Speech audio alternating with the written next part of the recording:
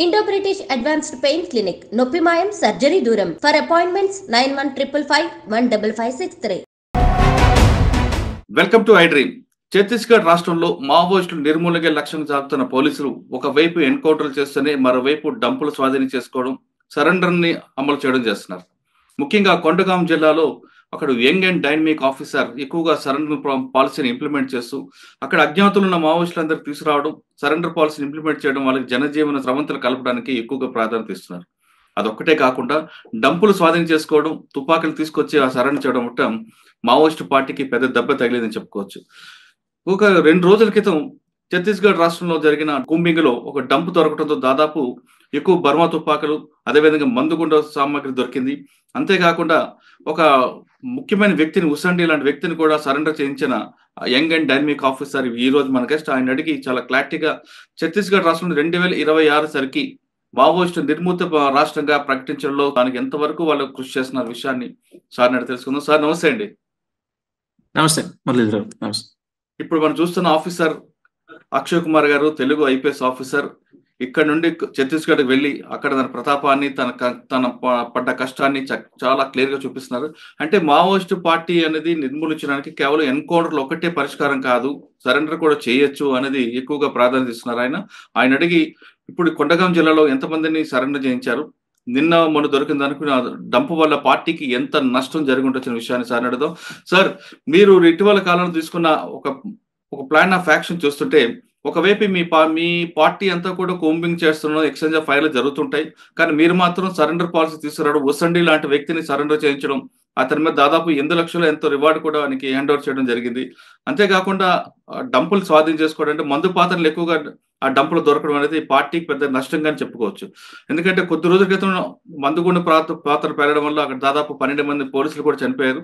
అటువంటి ప్రాణ నష్టం జరగకుండా మీరు చేస్తున్న ఈ కూంబింగ్ లో దొరికిన డంప్ ఎక్కడ దొరికింది, దీని లీడ్ ఎక్కడ వచ్చింది? నమస్కారం మురళీధర్ గారు. మీరు అంటే 12th రోజు మా మార్నింగ్ మాకు కొంచెం ఇన్ఫర్మేషన్ వచ్చిందండి. ఏమనంటే మా దగ్గర బార్డరింగ్, మాది కొండగాం. అంటే ఇప్పుడు ఏంటంటే అండి, ముందు 2016-17 ఆ టైంలో బాగుండేది మూమెంట్ ఇక్కడ. ఇది బస్తర్ లో ఉన్న 7 districts లో తక్కువ మూమెంట్ ఉంది ఇక్కడే కొండగాంలోనే. కానీ మనం ఎక్కువగా మీరు చెప్పిన ప్రాంతంలో ఎక్కువగా ఎక్స్చేంజ్ ఆఫ్ ఫైర్లు జరిగేవండి కొండగాం ప్రాంతంలోనే. కల్లూరి సార్ ఉండేవారు అక్కడ. ముందు జరిగేవి ఇప్పుడు చాలా తక్కువ అయిపోయినాయి. ఇది అంటే ఇప్పుడు మీరు బస్తర్ లో ఉన్న 7 districts లో తీసుకుంటే, బస్తర్ రేంజ్ లో ఉన్న 7 జిల్లాల్లో తక్కువ మూమెంట్ కొండగాంలో ఉందని చెప్పొచ్చు. అండ్ ఇక్కడ 90% of the district is now safe for moment. ఒక 10% ఏంటంటే అది కాంకేర్ అని ఒక డిస్ట్రిక్ట్ ఉంటుంది, బార్డరింగ్ కాంకేర్ 10%, లేదంటే దంతరి అనే డిస్ట్రిక్ట్ ఉంటుంది, అక్కడ ఒక 5%, లేదంటే ఇటు దంతెవాడ సైడ్ ఒక 10%. సుక్మాది మాకు బార్డర్ ఉండదండి, మాకు బార్డర్ లేదు. బిజాపూర్ కూడా బార్డర్ లేదు మాకు సుక్మా బిజాపూర్ తో అసలు టచ్ లేదు మాకు. సో ఇది bordering Dantewada, bordering Jagdalpur, bordering Kanker, bordering Dhamtari అనే డిస్ట్రిక్ట్ ఉంటుంది. ఆ డిస్ట్రిక్ట్ లో కొంచెం మూమెంట్, అక్కడ ఆ బార్డర్ ఏరియాస్ లో కొంచెం మూమెంట్ ఉంది. మీరు మాట్లాడుతున్న డంప్ రికవరీ ఏదైతే ఉందో అది 12th రోజు మేము చేసాము. ఎందుకంటే 11th రోజు మాకు ఇన్పుట్ వచ్చింది, అక్కడ నక్సలైట్లు ఉన్నారని ఇన్పుట్ వస్తే మేము మా డిఆర్జీ అని ఉంటుంది, డిస్ట్రిక్ట్ రిజర్వ్ గార్డ్స్ అని, ప్లస్ మా సివిల్ పోలీస్ కూడా టీమ్ ఫామ్ చేసి మేము అక్కడ సెర్చ్ ఆపరేషన్ చేస్తుంటే మాకు నక్సలైట్లు దొరకలేదు, కానీ వాళ్ళ డంప్ కొంచెం దొరికింది. ఆ డంప్ లో 14 బర్మార్ వెపన్స్, కొన్ని స్టీల్ డ్రమ్లు, కుక్కర్ బాంబులు, ఇవి కొంచెం నక్సల్ వాళ్ళ సాహిత్యం అదంతా దొరికింది మాకు. సో ఇది ఒక మంచి రికవరీ యాక్చువల్లీ. ఎందుకంటే ఇది కొండగాంలో తక్కువ అవుతున్న టైంలో వాళ్ళు ఎక్కడైతే వాళ్ళు పెట్టిన డంప్స్ అవి ఏవైతే ఉన్నాయో అవి మళ్ళీ అప్పుడు వచ్చి వాళ్ళు రికవర్ చేసుకునే ఆలోచనతోనే పెట్టుంటారు ముందు. సో ఇప్పుడు ఏంటంటే మేము దాన్ని రికవర్ చేసి మిగిలిన 5-10% ఏదైతే ఇక్కడ మిగిలిందో దాన్ని కూడా తీసేద్దామన్న ఆలోచనతోటే ముందుకెళ్తున్నాం. కాబట్టి ఆ ఎక్స్చేంజ్ ఆఫ్ ఫైర్లు కానీ అప్పుడప్పుడు ఇప్పుడు మీరు చెప్పిన సరెండర్లు లాస్ట్ 4 days లో 3 సరెండర్ అయ్యారు. అండ్ నిన్న ఒక ఏసీఎం ర్యాంక్ అతను 5 lakh ఇనామీ రివార్డు ఉన్న అతను సరెండర్ అయ్యాడు. అండ్ ఈ ఇయర్ మీరు చూసుకుంటే ఒక 10 మంది సరెండర్ అయ్యారు కొండగాం డిస్ట్రిక్ట్ లో. ఎందుకంటే సరెండర్ బేసికలీ కొండగాంలో రిక్రూట్మెంట్ లేదు, వాళ్ళది మూవ్మెంట్ కూడా చాలా తక్కువ ఉంది. ఎందుకంటే బార్డరింగ్ లో ఉంటుంది కాబట్టి వీళ్ళు క్రాస్ చేయడానికి కొండగాను యూజ్ చేసుకుంటారు, కానీ ఇక్కడ వచ్చి మీరు డేరాలు వేసుకొని స్థావరాలకు కొండగాను ఎప్పుడు యూజ్ చేయరు. అంటే ఈ మధ్యన అయితే యూజ్ చేయట్లేదు. సో మా ఫోకస్ అయితే అదే ఇప్పుడు సరెండర్ మీద ఉంది. ఒకటి డంప్స్, ఏవైతే డంప్స్ కూడా ఈ ఇయర్ మేము దాదాపు 7 to 8 డంప్స్ రికవర్ చేసాం ఇలాగే. ఇంకా కూడా ఉన్నట్టునే, మాకు తెలీదు, అది ఇన్ఫర్మేషన్ వస్తుంది. సో ఇన్ఫర్మేషన్ వచ్చిన కొద్దీ will recover the dumps. Okay sir, Kothagudem జిల్లాలో మూవ్మెంట్ తక్కువ ఉంది కాబట్టి ఇటువైపు రావడానికి ప్రయత్నం చేస్తున్నారు మీరు చెప్తున్నారు. అంటే పబ్లిక్ సపోర్ట్ లేదండి ఇక్కడ? అసలే లేదు, పబ్లిక్ సపోర్ట్ ఏం లేదు. ఎందుకంటే ఇప్పుడు మీరు కొండగాంలో మీరు ఒకవేళ టైం ఉంటే యూ కెన్ విజిట్ కొండగాం ఆల్సో. కొండగాం చాలా పీస్ఫుల్ గా ఉంటది. ప్లస్ రోడ్స్ కూడా ఇంటీరియర్ వరకు వచ్చేసాయి అండ్ టవర్స్ కూడా ఇంటీరియర్ వరకు వచ్చేసాయి. కాబట్టి రోడ్స్, టవర్స్, ఎప్పుడైతే స్కూల్స్, కాలేజెస్ ఓపెన్ అవ్వడం స్టార్ట్ అయిందో ఇంటీరియర్ లో, సో రిక్రూట్మెంట్ అనేది వాళ్ళకి అసలు కంప్లీట్ గా లేనే లేదు. అండ్ వాళ్ళ ఏజ్ గ్రూప్ కి అయితే చూస్తారో, వాళ్ళు 14 years నుంచి 20 years వరకు ఆ రిక్రూట్మెంట్ అబ్బాయిలని అమ్మాయిలని చేద్దామని చూస్తారు. వాళ్ళు మొబైల్స్ కి అట్రాక్ట్ అయ్యి, లేదంటే ఇప్పుడు మంచి మంచి ఎడ్యుకేషన్ కి అట్రాక్ట్ అయ్యి, లేదంటే వీటికన్నిటికి అట్రాక్ట్ అయినప్పుడు ఏంటంటే అటు సైడ్ వెళ్ళడానికి స్కోప్ చాలా తక్కువ ఉంటుంది. అండ్ ఇది ఒక ఎగ్జాంపుల్ యాక్చువల్లీ. ఇది కొండగాం చూసుకుంటే మీరు, ఇది ఒక ఎగ్జాంపుల్ అవుతుంది వేరే బస్తర్ డిస్ట్రిక్ట్స్ కి. ఒకసారి ఇక్కడ నుంచి వెళ్ళిపోయిన తర్వాత ఎంత డెవలప్ అవుతుంది డిస్ట్రిక్ట్ అనేది, ఇది అన్ని డిస్ట్రిక్ట్స్ కి ఒక ఎగ్జాంపుల్ లాగా పనిచేస్తుంది. అంటే పార్టీ వైపు ప్రజల ముగ్గు లేదు, కానీ ప్రభుత్వ పథకాలన్నీ కూడా గ్రామాలకు వెళ్తున్నాయి. మీరు చెప్తున్న రోడ్స్ వెళ్తున్నాయి అన్ని, కాబట్టి వాళ్ళు ఎక్కువగా పార్టీ వైపు వెళ్లకుండా డెవలప్మెంట్ వైపు వెళ్తున్నారు. కానీ పార్టీకి మీరు చెప్తున్నట్లుగా బీజాపూర్, దంతెవాడ, అబూజ్మఠ్ లో ఎక్కడైతే వాళ్ళకి ఉనికిని కోల్పోతున్నారో కొండగాం వైపు రావడానికి వాళ్ళు ప్రయత్నం చేస్తూనే ఉంటారు. అటువంటి ఆ విధంగా వచ్చిన వాళ్ళకి మీరు ఎలాగా దాన్ని బ్రేక్ చేస్తారండి? అంటే ఇప్పుడు వాళ్ళు వచ్చి కూడా ఇక్కడ చేసేది ఏమి లేదు. ఇది ఓన్లీ ట్రాన్సిట్ కి యూజ్ చేయడం తప్ప ఇక్కడ వచ్చి వాళ్ళు చేసేది. ఎందుకంటే ఆల్రెడీ మన ఇంటీరియర్ ఏంటి, ఇప్పుడు కొండగాంలో మీరు చూసుకుంటే అసలు ఏ ఏరియా లెఫ్ట్ అవుట్ అనే ఏరియా అసలు లేదు. ప్రతి దగ్గర మా క్యాంప్స్ వచ్చేసినాయి, పోలీస్ స్టేషన్స్ వచ్చేసినాయి. ఇప్పుడు వాళ్ళు వచ్చి కూడా మళ్ళీ అక్కడ చేసేది ఏమి లేదు. ఎందుకంటే they always want to go into some areas which are actually obscure. ఏమి పోలీస్ అదేంటి తిరగని ప్రాంతాలు, లేదంటే ఓన్లీ ట్రైబల్స్ ఉన్న ప్రాంతాల్లోకి వెళ్ళడానికి వాళ్ళు ప్రిఫర్ చేస్తారు. ఎందుకంటే వాళ్ళకి they need some time to cope. అట్లాంటి ఏరియాస్ లో వాళ్ళు ప్రిఫర్ చేస్తారు. ఇక్కడ కొండగాంలో వాళ్ళు వచ్చి కూడా I don't think they will be surviving here. అసలు మరి సెంట్రల్ గవర్నమెంట్ కూడా ఒకటి అనౌన్స్ చేసింది, 2026 సరికి, మార్చి సరికి కంప్లీట్ గా ఛత్తీస్గఢ్ లో మావోయిస్ట్ పార్టీ మూవ్మెంట్ లేకుండా చేస్తామని. ఆ దిశగా వెళ్తుందంటారా? అంతకంటే ముందు అయిపోద్దాం అనిపిస్తుంది అసలు. అవునా? ఎంతమంది ఉండొచ్చు అండి జనరల్ గా ఛత్తీస్గఢ్? 2000 రికార్డులు చెప్తున్నారు, వాస్తవం అంటారా? 2000 మంది అంతే, సుమారుగా 2200-2500 మంది ఉండొచ్చు. ఇవాళ కూడా మీరు చూస్తే బీజాపూర్ ఎన్కౌంటర్ అవుతుంది, అది కూడా చెప్పేది ఎన్కౌంటర్. ఎక్కడండి? బీజాపూర్ లో. మార్నింగ్ 12 మంది చనిపోయారు, 13 మంది చనిపోయారు కదా. ఇంకా జరుగుతూనే ఉంది. ఇంకా జరుగుతుందంటారా? సార్, అబూజ్మఠ్ కంప్లీట్ గా పోలీస్ ఫోర్స్ అంతా వెళ్తుంది కదండి, అక్కడ ఏమైనా ఇబ్బంది రావట్లేదా? ఇబ్బందులు అంటే పెద్దగా ఇబ్బందులు వాళ్ళకి వస్తున్నాయి, మాకేం పెద్దగా ఇబ్బందులు రావట్లేదు. అంటే కంప్లీట్ గా వాళ్ళకి అప్పర్ హ్యాండ్ వాళ్ళదే ఎక్కువ ఉంది కదా అబూజ్మఠ్ లో. అదే అండి, అంటే ఉండేది. ఇప్పుడు అబూజ్మఠ్ తీసుకుంటే మీరు 4000 square kilometer ఏరియా, అదంటే 7 సింగపూర్లు పట్టచ్చు, అంత పెద్ద ఏరియా ఉంటుంది దాంట్లో. అది ఇప్పుడు అది ముందు ఎవరు టచ్ చేయలేదు కాబట్టి ఇప్పుడు ఏంటంటే కాన్స్టాంట్ గా ఫోర్స్ లోపలికి వెళ్ళిపోతుంది, క్యాంప్స్ పెడుతున్నారు.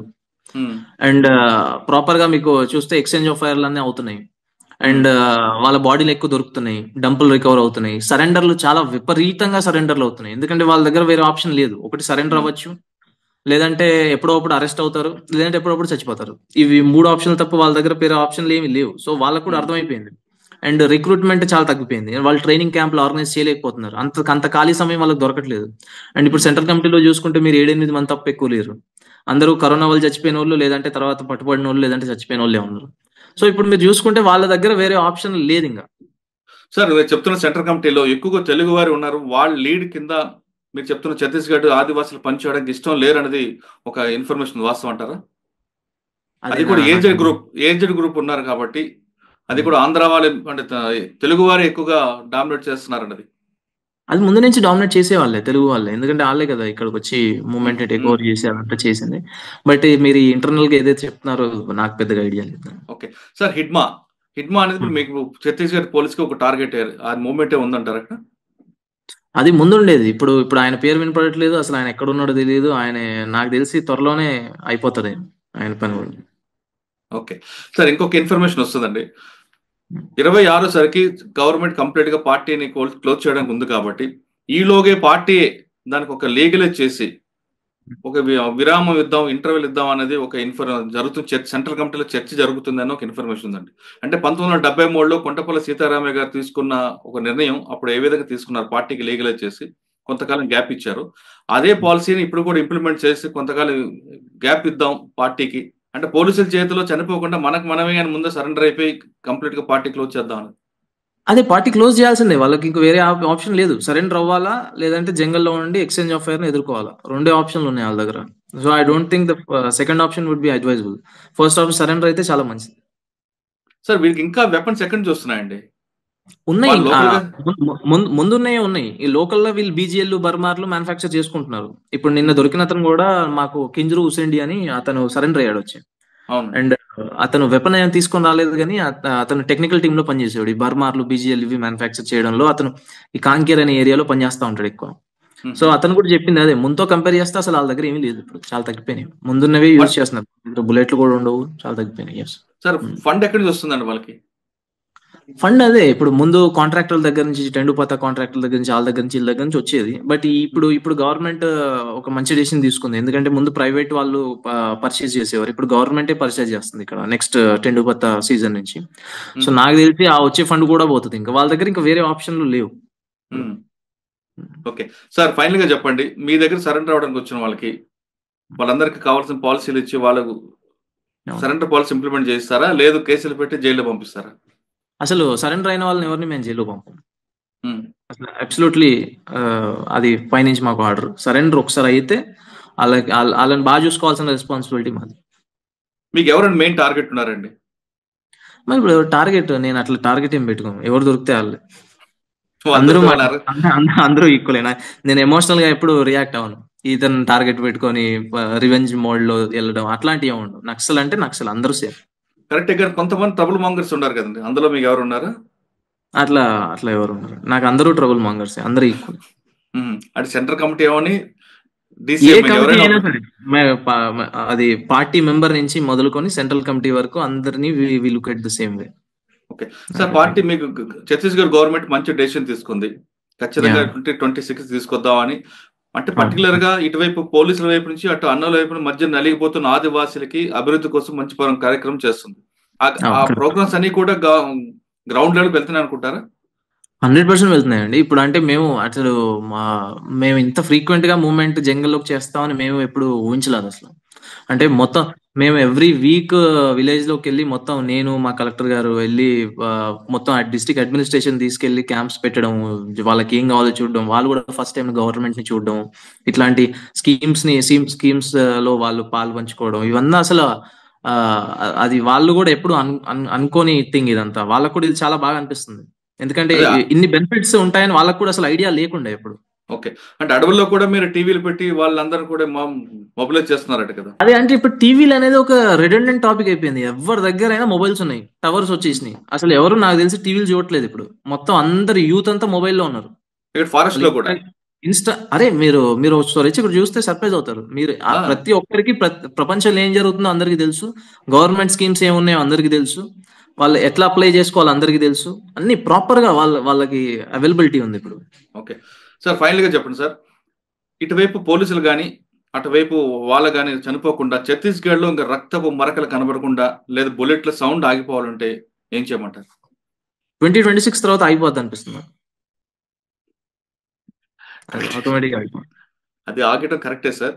అసలు వాళ్ళ వైపుగా అంటే వాళ్ళు కూడా మన దేశంలో మన మనుషులే కాబట్టి వాళ్ళ వైపు రానష్టం జరగకూడదు, ఇటువైపు పోలీసు కూడా జరగకుండా ఉండాలండి. కరెక్ట్. అది వాళ్ళు తీసుకోవాల్సిన డెసిషన్ కదండి. ఇప్పుడు ఇంత మంచి సరెండర్ పాలసీ ఎక్కడ, ఇప్పుడు రాగానే ఇమీడియట్ గా క్యాష్ ఇచ్చేస్తున్నాం. అంటే ఇప్పుడు అంతకంటే ఇప్పుడు రాగా ఇమీడియట్ గా క్యాష్ ఇస్తున్నాము, వాళ్ళకి మంచి బెనిఫిట్స్ ఇస్తున్నాము, నౌకరీలు ఇస్తున్నాము, ల్యాండ్ ఇస్తున్నాము, ఇవన్నీ ఇంతకంటే మంచి బెనిఫిట్స్ ఏముంటాయి? అది వాళ్ళు తీసుకోవాల్సిన డెసిషన్ అది.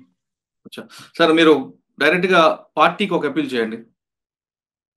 పార్టీకి అపీల్ అదే, ఇప్పుడు ఇంత మంచి పాలసీలు మీరు ముందు ఎక్కడ చూడలేదు అసలు. ముందు కంటే చాలా బెటర్ పాలసీలు ఉన్నాయి. వచ్చేసి సరెండర్ అయిపోండి, సొసైటీలో కలిసిపోండి, అండ్ జరుగుతున్న డెవలప్మెంట్ ని ఆపద్దు. ఛత్తీస్గఢ్ రాష్ట్రంలో ఇకపై కాల్పులు మోత ఆగిపోవాలన్నా, పోలీసుల బూట్లు చప్పులు వినపకుండా ఉండాలంటే ఖచ్చితంగా మీరందరూ జనజీవన రండి. అక్కడ ఉన్న ఆదివాసులకు ఏం కావాలనేది ప్రభుత్వం దగ్గరకు వచ్చి మీరు ఖచ్చితంగా వాళ్ళతో మాట్లాడి వాళ్ళకి కావాల్సిన డెవలప్మెంట్ చేయండి, కానీ డెవలప్మెంట్ మాత్రం ఆపొద్దు అంటూ చెప్తున్నారు కొండగాం ఎస్పీ. ఛత్తీస్గఢ్లో జరుగుతున్న ఇష్యూపై కొండగాం ఎస్పీ అక్షయ్ గారితో ఎక్స్క్లూజివ్ ఇంటర్వ్యూ. మరో ఇష్యూలో మళ్ళీ కలుద్దాం. అంతవరకు నమస్తే. Thank you sir. Thank you very much. Thanks. Thank you.